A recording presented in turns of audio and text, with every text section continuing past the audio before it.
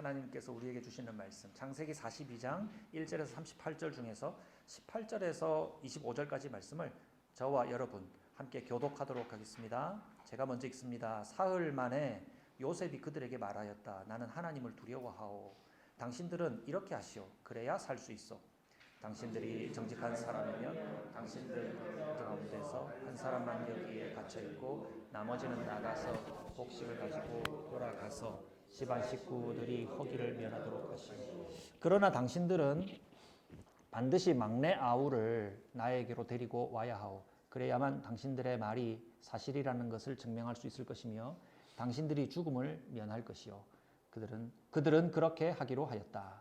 그들이 서로 말하였다. 그렇다. 아우의 일로 벌을 받는 것이 분명하다. 아우가 우리에게 살려달라고 애원할 때에 그가 그렇게 괴로워하는 것을 보면서도 우리가 아우의 애원을 들어주지 않은 것 때문에 우리가 이제 이런 괴로움을 당하는구나. 르우벤이 그들에게 대답하였다. 그러기에 내가 그 아이에게 못할 짓을 하는 죄를 짓지 말라고 하지 않더냐. 그런데도 너희는 나의 말을 들은 채도 하지 않았다. 이제 우리가 그 아이의 피값을 치르게 되었다. 그들은 요셉이 통력을 세우고 말하였으므로 자기들끼리 하는 말을 요셉이 알아듣는 줄은 전혀 알지 못했다. 듣다 못한 요셉은 그들 앞에서 잠시 물러가서 울었다. 다시 돌아온 요셉은 그들과 말을 주고받다가 그들 가운데서 시므온을 끌어내어서 그들이 보는 앞에서 끈으로 묶었다. 요셉은 사람들을 시켜서 그들이 가지고 온 통에다가 곡식을 채우게 하고 각 사람이 낸 돈은 그 사람의 자루에 도로 넣게 하고 또 길에서 먹을 것은 따로 주게 하였다. 요셉이 시킨 대로 다 되었다. 아멘. 너희 진실함을 증명하라. 너희 진실함을 증명하라는 제목으로 제가 준비한 말씀 나누겠습니다.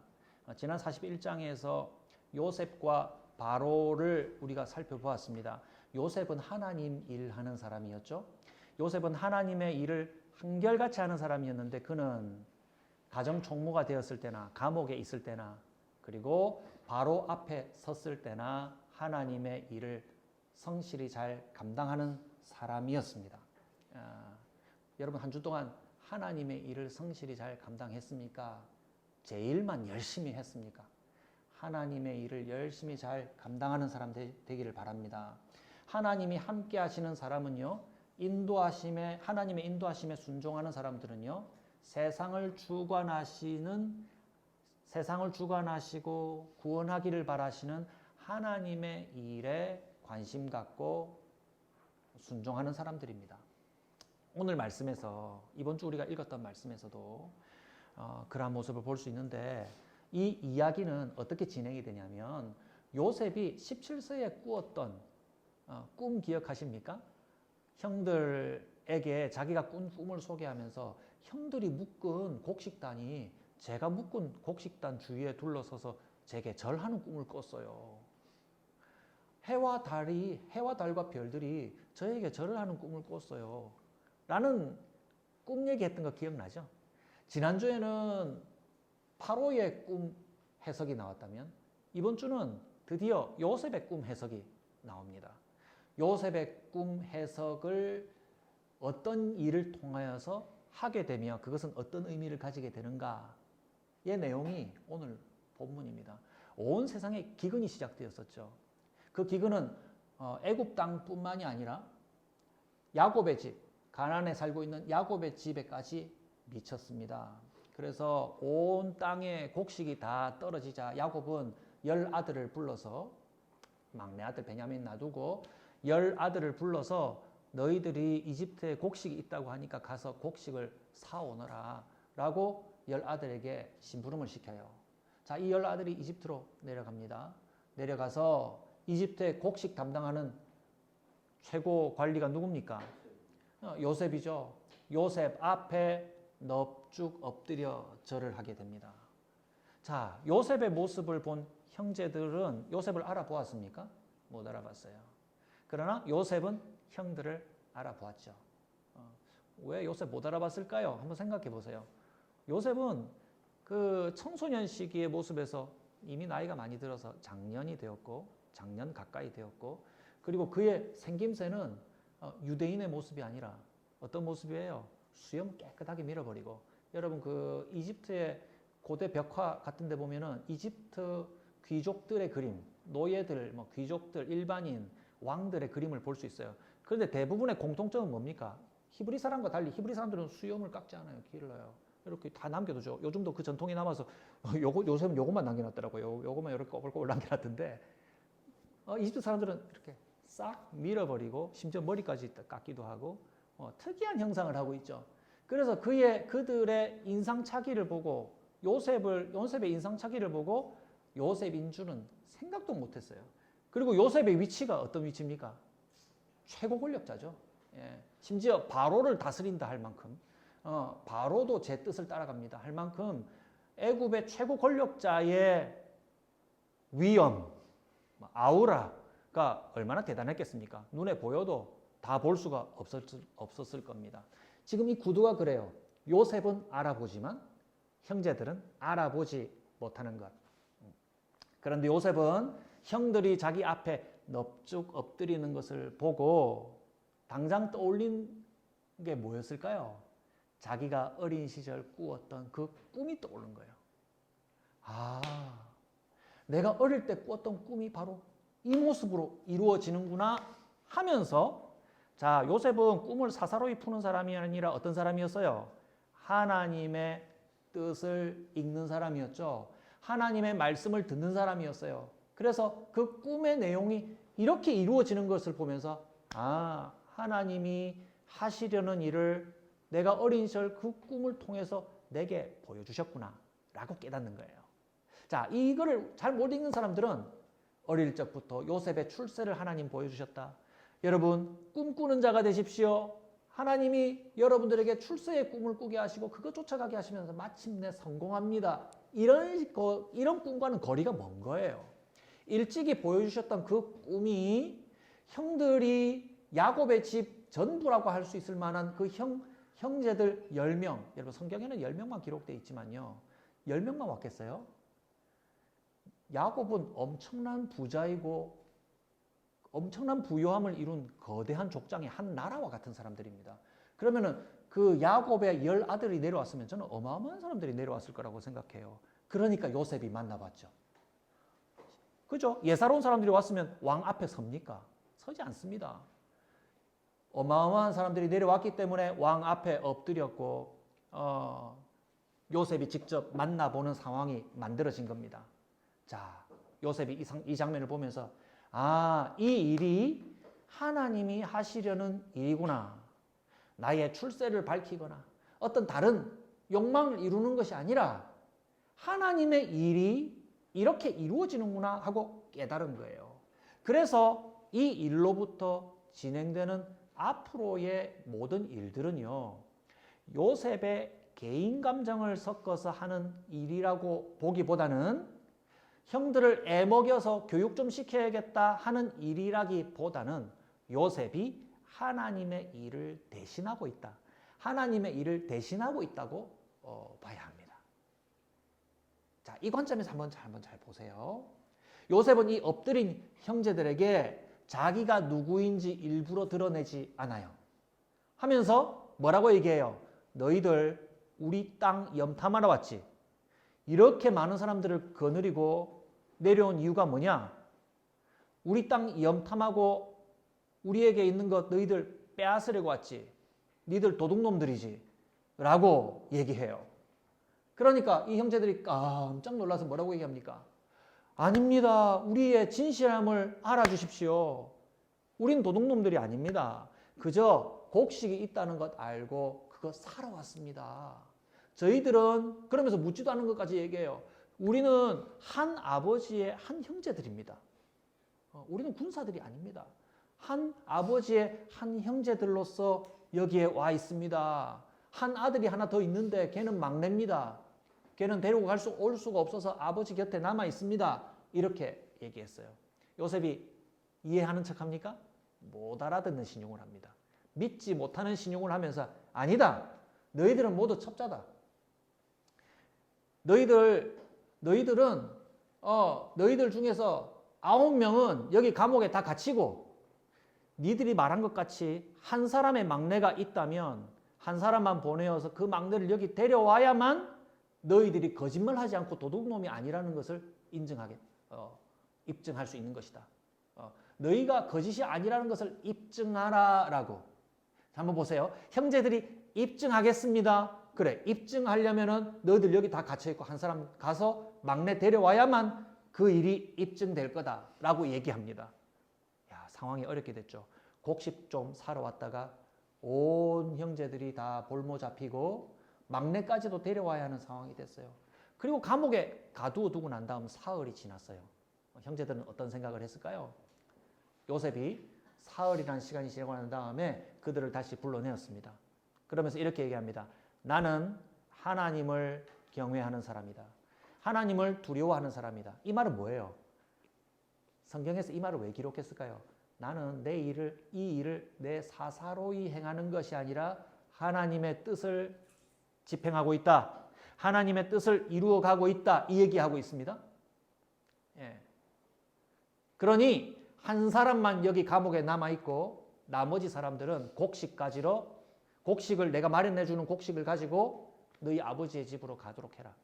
그리고 너희 막내 동생을 반드시 데리고 와야만 여기 볼모 잡혀있는 너희 형제 한 사람을 구원할 수 있을 것이다. 이렇게 얘기해요. 자, 이 형제들은 선택의 여지가 있습니까? 없습니까? 없어요. 여기서 다 죽거나 한 사람 잡혀놓고 곡식 가져가는 방법 2개밖에 안 남은 거예요. 어쩔 수 없는 형편 가운데 여러분 제가 오늘 이 본문의 핵심이라고 생각하는 내용들을 이 형제들이 말하면서 주고받아요. 무슨 내용에 얘기합니까? 형제들이 서로 이렇게 말합니다. 우리가 동생의 일로 이 벌을 받고 있는 것이 분명하다. 그 얘기하죠. 21절에 우리가 아우의 일 때문에 여기서 벌 받고 있는 것이 분명해. 아우가 애원하면서 요셉이 애원하면서 우리 살려달라고 할 때 우리가 그 괴로워하는 거 보면서도 죽이자, 팔아버리자 그렇게 하였지. 그것 때문에 우리가 지금 벌 받고 있는 거야. 여러분 제 얘기 잘 들어봐야 됩니다. 그러니까 르우벤이 거듭니다. 그래, 내가 그때 죽이지 말고 살려두자 하지 않았냐. 이 아이한테 죄 짓지 말자고 내가 그렇게 너희들한테 얘기하지 않았느냐. 그런데 내가 보지 않을 때 이 아이를 너희들이 팔아버려서 이 일이 벌어진 거 아니냐. 이 아이의 피값이 지금 우리에게 돌아왔다. 라고 얘기하는 거예요. 여러분 제가 왜 잘 들어보라고 했냐면 지금 이 형제들의 이 반응이 정당해요. 맞아요. 여러분 이 답 찾지 못하면 여러분들도 좀 이상한 겁니다. 지금 이 상황에서 그때 요셉을 우리가 팔아버리지 않았으면 우리가 이 일을 안 당하지 않느냐. 그 아이의 피값이 우리한테 돌아온 거 아니냐 하면서 지금 막 서로 다투고 있고 원망하고 있는 거예요. 여기서 뭐가 잘못이에요? 이게 뭐 정상처럼 보입니까? 저는 이 대화가 그렇구나 했다가 가만히 생각해 보니까 너무 이상해요. 왜 이상합니까? 지금 요셉이 잡혀 들어간 이 문제를 두고 이 사람들이 지금 요셉을 팔아버린 이 과거의 일을 회상하면서 이 사람들은 어떻게 하나님에 대해서 어떻게 오해하고 있습니까? 자기들이 과거에 잘못한 것에 대해서 하나님은 그 일을 소환해서 사사건건 우리에게 벌 주시는 분이라고 생각하는 겁니다. 여러분 우리가 하나님에 대해서 갖고 있는 큰 오해 중에 하나가 그겁니다. 우리 어릴 때 그런 생각 많이 했어요. 제가 어릴 때 어머니가 그 버스 타고 제가 가는 교회는 버스 타고 가야 했거든요. 대신동에 저는 살았는데 버스 타고 초량에 있는 3일교회를 다녔어요. 근데 버스 타고 가는데 버스비가 50원이었거든요. 50원을 버스비 50원 넣고 이제 초량까지 왔다 갔다 했어요. 했는데 이제 버스비 50원을 어떻게 해 먹었냐면은 이렇게 제가 거느리고 다니는 동생들이 여러 명 있거든요. 그러면 이제 동생들을 한 2명을 데려가든지 3명을 데려가든지 그러면은 야들아 니들 요금 나한테 다 줘라 하면서 내 요금은 슬그머니 주머니 안에 넣고 동생들 요금을 한꺼번에 탁 넣으면서 아저씨 다 넣었지요. 그 말을 안 했지만 다 넣은 신용을 하면서 우르르 다 탔어요. 550원 남은 거 가지고 뭐 했냐면은 예배 마치고 나서 그 앞에 오락 게임방이 있었거든요. 거기 가서 오락실 게임이 50원이었어요. 집사님 기억나십니까? 모범생이라서 오락실 안 갔군요. 예. 예. 오락실 게임에 50원을 넣고 게임을 했는데 그 시간을 즐겼어요. 그러면 집에 가는 50원이 남잖아요. 그러면은 어머니가 100원을 주면은 50원은 차비하고 오가는 차비가 되는데 50원 남는 것 가지고까지도 게임하고 나서 집에 갈 때는 그 부산 터널을 걸어갔어요. 예. 기회비용이었죠. 50원은 게임에 즐겁게 쓰고 걸어갔어요. 자, 제가 여담을 하지만 제가 그렇게 하면서 마음에 늘 불안했어요. 예배 잘 드리라고 온 그 차비를 갖다가 오락실에다가 다 까먹고 동생들까지도 함께 동생들 차비 이용해서 속이고 그 지하 터널을 걸어 다니는 거 좀 찝찝한 일이잖아요. 그것에 대해서 하나님이 내게 혹시 벌 주시지 않을까? 제가 재미삼아 얘기했지만 여러분 하나님이 내가 과거에 한 일 때문에 내게 이렇게 되갚으시지 않을까? 그런 불안함이 있지 않습니까? 여러분 우리가 믿는 하나님이 그렇게 째째하고 뭐라 표현해야 될까요? 좁은 마음을 갖고 있습니까? 그렇지 않잖아요. 하나님은 그렇게 하시지 않아요. 하나님에 대한 정당한 평가는 뭡니까? 하나님은 우리의 죄를 우리에게 다 요구하면서 대가를 치르려고 하시는 분이 아니라 그것을 용서해 주시고 우리를 바로잡아 주시려고 하는 분이죠. 잘못을 그냥 덮어두기만 하지 않으십니다. 잘못을 드러내시지만 그것에 대한 대가를 우리에게 치르게 하시지 않고 우리를 깨닫게 하고 우리를 바로잡게 하시는 분이 하나님이잖아요. 그걸 우리가 뭐라고 말해요? 하나님의 은혜라고 말하잖아요. 은혜로우신 하나님을 우리는 믿고 있잖아요. 그렇죠? 그래서 이 형제들의 요셉을 기억하면서 반응하는 이 형제들의 대답은요. 하나님이 우리들이 이 잘못해가지고 지금 우리한테 벌 주시는 것 아니냐. 내가 그렇게 하지 말자고 했지 않느냐. 라고 다투는 게 정상적인 반응이 아니라 하나님의 의도를 따르자면 어떻게 됩니까? 이 일을 두고. 맞아. 우리가 이렇게 척박한 이집트 땅에 우리가 3일 동안 감옥에 갇혀보니 알겠다. 이곳에 우리가 요셉을 팔아버렸지. 우리 불쌍한 요셉 동생 여기서 이런 고생을 하면서 지냈겠구나. 죽지 않고 무사히 왔다 하더라도 여기서 이렇게 지냈겠구나. 난 정말 잘못했다. 우리는 정말 잘못했었다. 이게 정당한 반응 아니에요. 이게 사람 되어가는 것 아닙니까? 형제들의 다툼, 형제들의 잘못된 반성을 보다 못한 요셉은 이 사람들이 아직 답이 나올 때가 덜 됐다 판단했을 겁니다. 그래서 누구를 남겨두고 갈지 결정하지 못한 그들에게서 시므온을 택하여서 그들에게서 묻고 시므온을 가두어 두고 그리고 그들이 그들이 가져갈 곡식 자루에다가 값을 치르려고 가지고 왔던 돈을 도로 다 그 자루 안에 집어넣습니다. 집어넣고 돌아가게 합니다. 자, 왜 그렇게 할까요? 요셉은 너희들의 진실함을 입증하라고 했는데 요셉은 지금 입증하려고 하는 걸 도와줍니까? 방해합니까? 입증하려고 하는 걸 방해해요. 여러분 그거 왜 궁금하지 않았어요? 왜 요셉은 진실함을 입증하는 걸 왜 자꾸 방해하지? 그러면서 이 본문을 조금 오해하면요. 요셉이 과거에 있던 상처들을 가지고 형들을 자꾸 괴롭힌다고 생각해요. 그렇지 않죠. 형들의 모습을 보니까 자기들의 모습을 반성하고 사람 되어가는 모습이 아니니까 그 진실함을 입증하는 것을 하지 못하도록 막는 거예요. 예를 들면 이런 겁니다. 불량배가 사람들은 불량배가 뭐 때려라. 요번에 최근에 일어난 살인사건 보니까 살인하는 것이 궁금해서 한번 죽여봤어요. 그러더라고요. 무서운 세상이죠. 예. 근데 불량배가 사람을 막 때리고 난 다음에 야 너희들 네 뼈 부러진 거, 네 살 찢어진 거, 야 뼈 붙이는 돈, 살 찢어진 거, 성형하는 돈, 그리고 네 속상했을 거니까 위로금까지 내가 그 2배를 쳐서 줄게. 더 이상 나한테 앵겨붙지 마. 나 값 다 치렀어. 그러면 여러분 그 폭력의 문제가 해결이 됐습니까? 해결되지 않았잖아요. 그런 식으로 값을 치르고 입증할 것 입증하고 대가를 치른 것으로 다 해결되지 않았어요. 어떤 문제가 남았습니까? 그 폭행을 행한 사람이 안 바뀌었잖아요. 그렇죠. 어떻게 하면 해결됩니까? 너무나도 미안하다. 그 폭행을 당한 사람과 자기를 일치시키면서 얼마나 아팠습니까? 제가 정말 미쳤었죠. 정말 죄송합니다. 제가 평생 죄인으로 살겠습니다. 우리 함께 삽시다. 이렇게 해도 서서히 시간을 두고 풀릴까 말까인데 그냥 값만 치르고 해결한다고 해결되지 않는다는 거예요.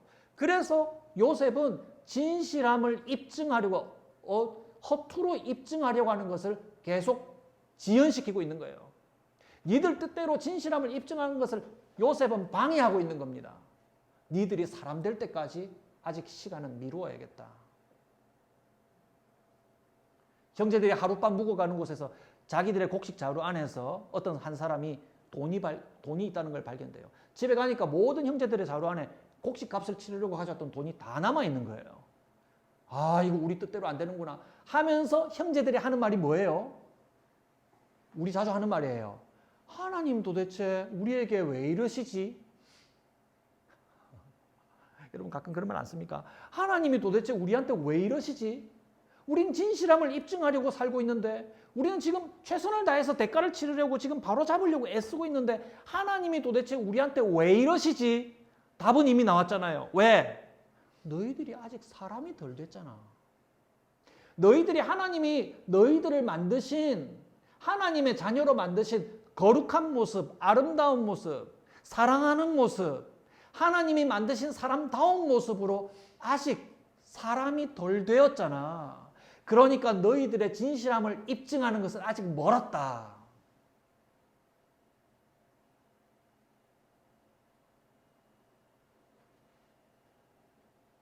과거에 매여가지고 하나님 도대체 왜 우리에게 왜 이러시지? 그럴 때가 많잖아요.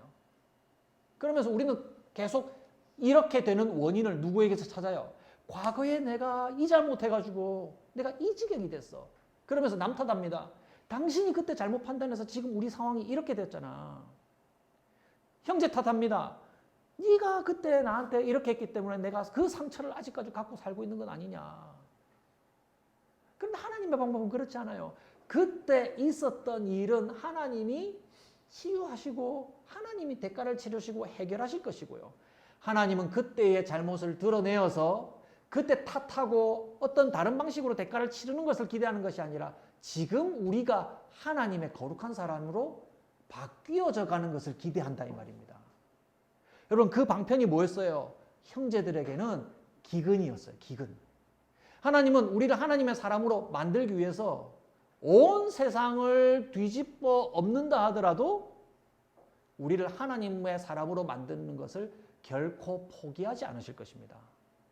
내가 나의 나됨을 증명하는 길들을 자기 나름대로 찾는 것들이 있어요. 어떤 사람은 돈을 많이 벌려고 할 것이고 어떤 사람들은 높은 자리에 이르러야 할 것이고 어떤 사람은 많은 사람들에게 어떤 인정받는 어떤 일들. 내가 나 된 것을 입증하는 다양한 방법들을 찾으려고 애를 쓰지요. 그런데 하나님은 온 천하의 기근을 만들다시피 한 것처럼 만드신 것처럼 내가 나에게 결정적이다 싶은 그 문제를 완전히 뒤엎으셔서라도 어떤 사람에게는 공부, 어떤 사람들에게는 돈 버는 일, 어떤 사람에게는 뭐 자기가 좋아하는 취미 활동, 즐거운 일, 그거를 송두리 흔들어 버리는 일이 있다 하더라도 그 사람을 사람 만드는 일, 하나님의 거룩한 나의 자녀로 만드는 일, 하나님의 자녀로 만드는 일을 결코 포기하지 않으신다는 것. 그것이 하나님의 사랑이고 그것이 하나님의 오늘 우리를 부르심이라는 것을 꼭 기억하시기를 바랍니다. 하나님 앞에는 비밀이 없죠.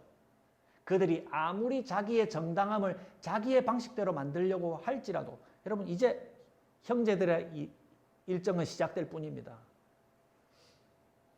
창세기 45장에 이르기까지 계속 이 이야기는 연속이 됩니다.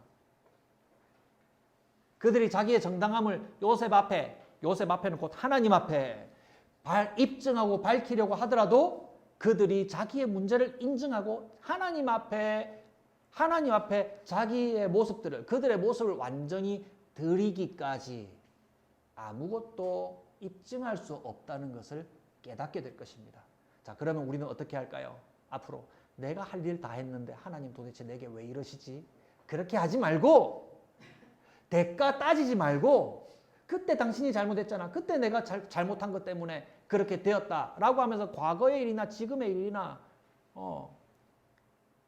원인과 결과 따지는 방식으로 우리의 삶을 짚어볼 것이 아니라 모든 대가를 치르시고 은혜를 베푸시며 오늘 하나님의 사람으로, 하나님의 자녀로 우리를 부르시는 하나님의 거룩한 자녀 되는 것, 자녀의 모습을 회복하는 것, 그것이 하나님의 뜻이라는 것을 기억하시기 바랍니다. 에베소서 1장 3절에서 6절, 에베소서 1장 3절에서 6절 말씀을 보시면요, 제가 한 절 읽어드릴게요. 에베소서 1장 3절에서 6절 말씀 여러분 적어놓으십시오. 이렇게 기록되어 있습니다. 우리 주 예수 그리스도의 아버지이신 하나님을 찬양합시다. 하나님께서는 그리스도 안에서 하늘에 속한 모든 신령한 복을 우리에게 주셨습니다. 그런데 4절이 중요해요. 하나님은 세상 창조 전에 그리스도 안에서 우리를 택하시고 사랑해 주셔서, 우리를 택하시고 사랑해 주시는 하나님의 인도하심이 어떠냐면 하나님 앞에서 거룩하고 흠이 없는 사람으로 만들어 가신다 하는 겁니다. 그게 하나님의 목표예요. 하나님은 이 일을 결코 포기하시지 않을 겁니다. 그래서 하나님의 자녀다운 모습으로 만들어 가실 것입니다. 에베소서 1장 3절에서 6절 말씀을 여러분 나중에 꼭 읽어보시길 바랍니다. 말씀 맺겠습니다. 하나님은 세상을 창조하시기 전에 우리를 택하시고 사랑해 주셔서 하나님 앞에서 거룩하고 흠이 없는 자기의 아들들이 되게 하시는 것, 아들다운 모습으로 만들어 가시는 계획과 일을 오늘도 성실하게 이루어 가고 계십니다. 하나님이 하려고 하시는 일과 다른 방식의 자기 증명, 나의 어떤 모습을 보여주겠어요 라고 하는 그러한 삶은 점점 하나님의 일과는 멀어지는 것이 될 것입니다. 무슨 대가를 치르든 어떤 성과를 가져와도 하나님의 목적에서는 멀어진다는 거죠. 하나님은 우리에게 은혜를 베푸시고 우리를 거룩한 하나님의 자녀가 되는 그 일을 통해서만 하나님께 영광을 돌리고 하나님을 기쁘시게 하고 우리의 모든 문제가 처음부터 나중의 일까지 근본적으로 해결되어져 간다는 것을 오늘 말씀을 통해서 깨닫고 우리도 그렇게 변화되어져 갈 소망을 갖고 살아가시는 저와 여러분들이 되시기를 주님의 이름으로 축복합니다.